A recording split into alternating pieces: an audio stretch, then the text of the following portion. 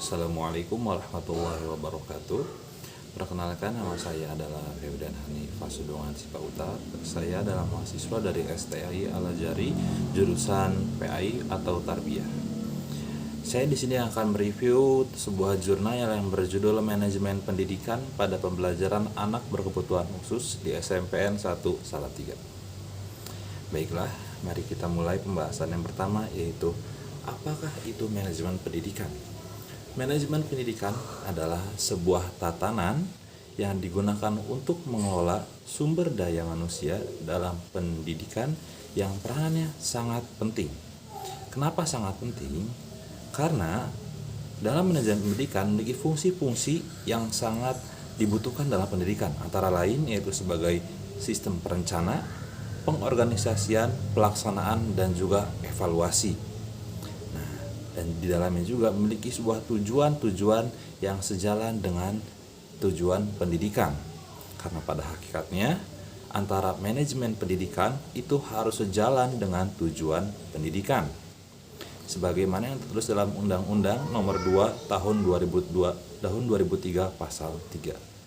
Nah, setelah kita membahas apa itu manajemen pendidikan, kita akan beranjak tentang anak berkebutuhan khusus atau ABK. ABK sendiri menurut pengertiannya yaitu anak atau seseorang yang memiliki keterbelakangan fisik, mental maupun sikap atau perilaku dan daya pikir yang menyimpang dari anak-anak pada umumnya.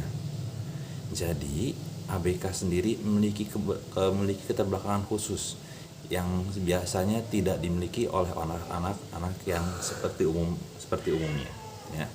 Nah, dalam sistem pembelajarannya ABK seringkali mengalami kendala atau seringkali mengalami hambatan-hambatan karena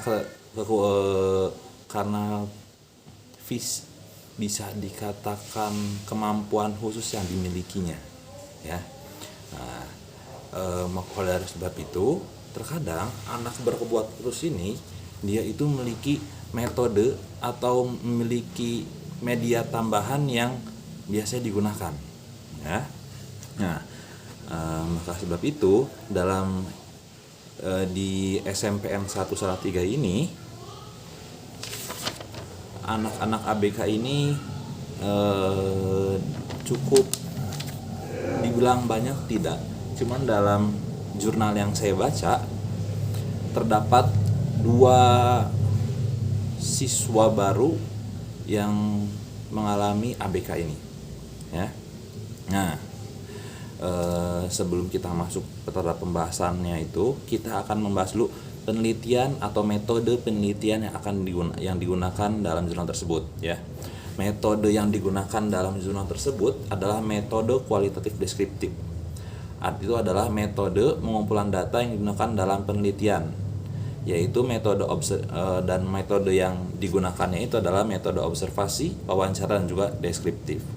Nah, dalam jurnal pelaksanaannya itu peneliti menggunakan 3 tahapan, yaitu tahapan pra-lapangan, lapangan, dan analisis data atau laporannya.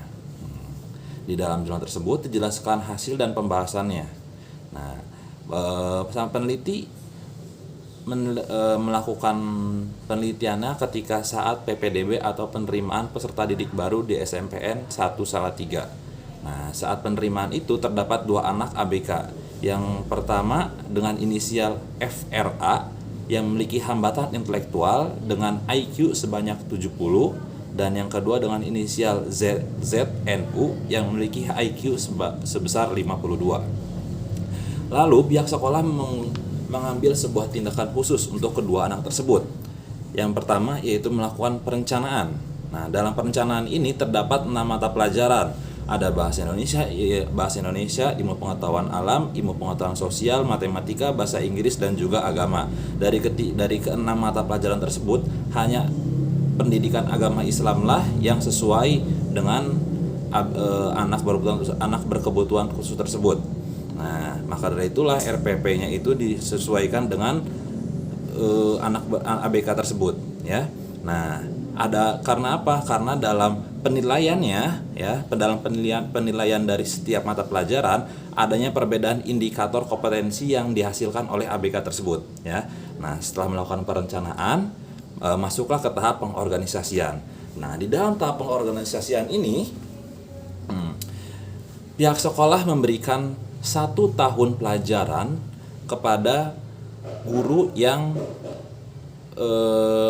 berkompeten dalam bidang ABK tersebut ya, atau bisa dibilang dengan shadow teacher. Nah, di tahun pertama guru memberikan wewenang semuanya kepada shadow teacher tersebut ya. Nah, di tahun selanjutnya setelah diajarkan oleh shadow tersebut, ternyata ABK ini memberikan dampak positif ya. Nah, setelah di tahun kedua diberikan kembali kepada guru kelas atau wali kelasnya ya. Nah, di tahap ketiga dalam pelaksanaannya ya. Nah, dalam pelaksanaan di kelas, guru memberikan sebuah tindakan khusus yang tidak diberikan kepada siswa lainnya ya. Dan juga dalam pembelajarannya sering ditambahkan media-media tambahan yang dengan tujuan agar mempermudah pemahaman peserta didik yang mengalami ABK. Nah, seperti itu.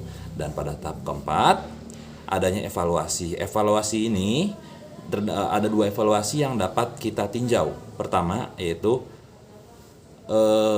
anak ABK harus diberikan kepada sumber daya manusia yang berkompeten di bidangnya agar potensi siswa dapat tumbuh secara maksimal. Yang kedua, kegiatan belajar mengajar harus disesuaikan dengan kebutuhan ABK agar materi yang disampaikan dapat dipahami melalui tindakan dan pelayanan khusus.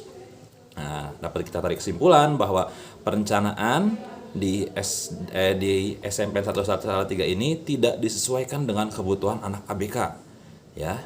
Yang kedua, tidak konsisten dan tidak pada SDM yang tepat. Maka dari itulah dalam pembelajarannya, dalam mengambil tindakan atau solusinya ya, adanya tindakan khusus, metode dan media tambahan yang berbeda agar mempermudah siswa ABK memahami materi sehingga pelaksanaan sudah cukup baik.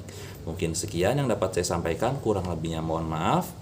Wabillahi taufiq wal hidayah. Assalamualaikum warahmatullahi wabarakatuh. Terima kasih.